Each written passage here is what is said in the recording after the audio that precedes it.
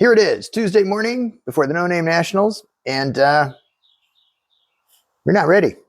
But we have our cup of coffee. We have the best attitude we can possibly come up with at the moment, and we're going to dive right into this thing. So let's get you guys an update. Okay, so this is how she looked when I posted it on the posted the short about going to the exhaust shop. It now has exhaust.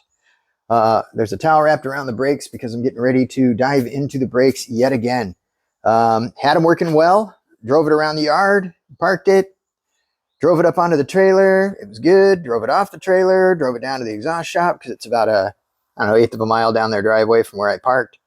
Drove it up onto the rack. It was all good. And when I went to pull off the rack, the front brakes locked up again. And I had to be dragged out. I was going to drag it. Then I just cracked the lines and drove it using the e-brake to get it on the trailer and get it home. So I got to figure out why, with a new master cylinder, a well-bled system, because I went through it over and over again and made sure. I got new calipers that I verified were working, new rotors, new pads, new hoses. Like, there's no reason any of this should not be working.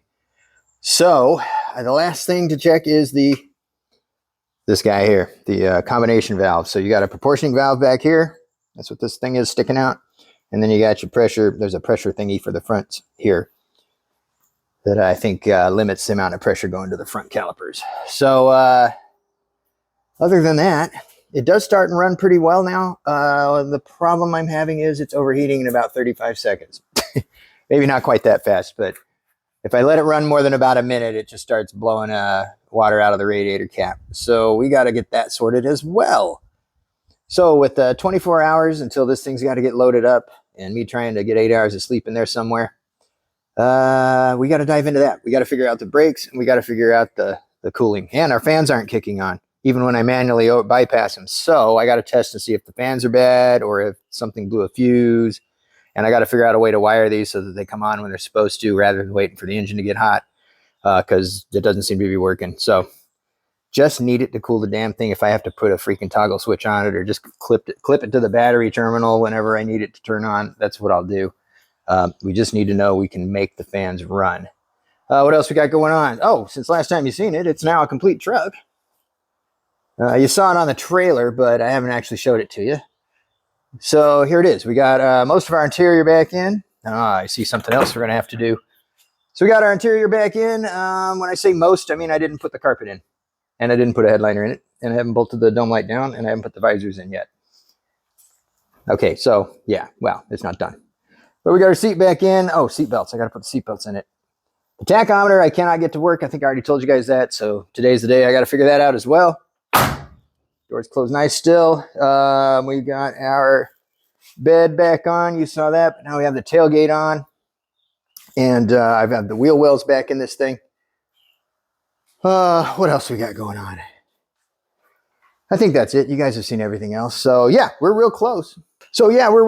But I'm exhausted and now I have to troubleshoot two things that are kind of boggling my mind. They shouldn't be doing what they're doing.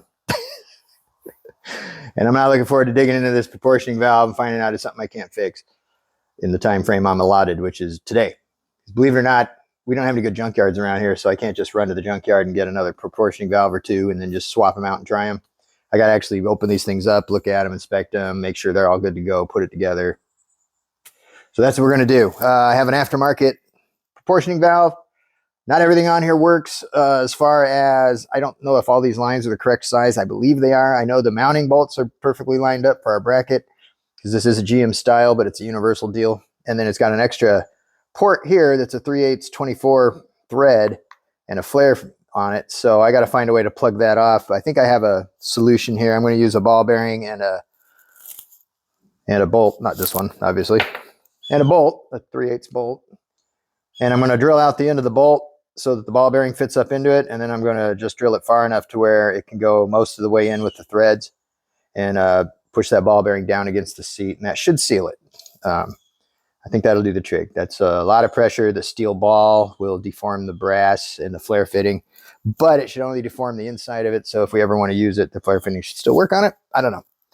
I've never done that before, but it's a theory that makes sense. So we'll probably do that. So there's your update. I'm tired. I don't want to do this, but I have to do this because this thing's got to get loaded up tomorrow to go to Sikeston. So I theoretically could do this a little more tomorrow, which is why I'm not completely panicked. And I've also decided getting the truck this far is still a win. 3 months ago, the cab was sitting in the corner, completely stripped. The frame was outside, completely disassembled and barely together, just laying out there in the weather for like 2.5 years. And the fenders have been hanging on the wall back here. The bed was stood up in the corner. So yeah, it's kind of, I consider it a win to see this truck all back together and basically a complete car after 3 months. And next time you guys see it, it'll have the front end on it. I'll get the front end on before I go to Sikeston. It's just, that doesn't take long. That's about it. The only other thing I have to do is, like I said, I got to get a tack. I got to test my tachometer. I got to make a mount. I have the clamp that goes around the tachometer to mount it, but I don't have the little pedestal at the bottom. So I got to make that and make it fit wherever I want to put it in here. So as you saw, the wheel wells are clamped back in, but they're not mounted back in. There is one bolt holding them to the frame for each one. So they're not really going to go anywhere because it's a part of a structure underneath the bed. But I do have plates I made. There we go. It's getting messy in here. I made some plates, or I bought some plates. They're just mending plates, they call them. You get them at Home Depot. So I got a bunch of these, painted them black, and I'll screw those in around the perimeter of those things so that they're secure, not going anywhere. And I don't know, kind of matches the theme of our little patch panel up there. So there you go. All right, guys, that's the update. Thanks a bunch for watching. Really appreciate it. Please like, comment, subscribe, share, do all that other stupid stuff. And you know what? Do whatever you damn well please. Don't let me tell you what to do. Anyway, thanks a bunch for watching. I really appreciate it. And till we see you next time, take care of yourselves.